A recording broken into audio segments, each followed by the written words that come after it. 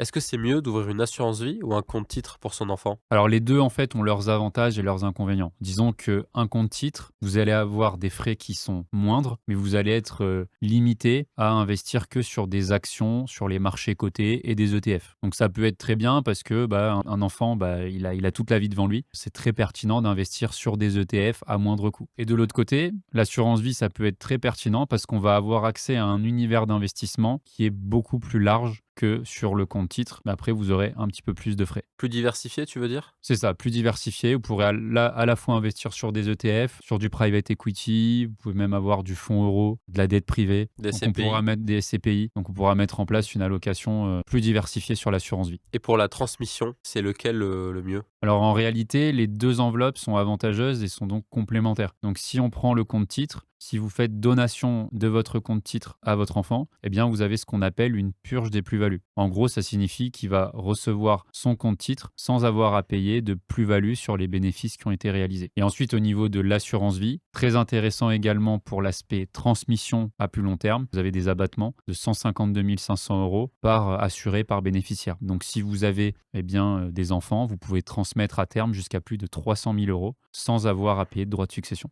Vous êtes intéressé par l'investissement, vous aussi vous voulez vous lancer. Je publie une vidéo par jour, alors abonnez-vous.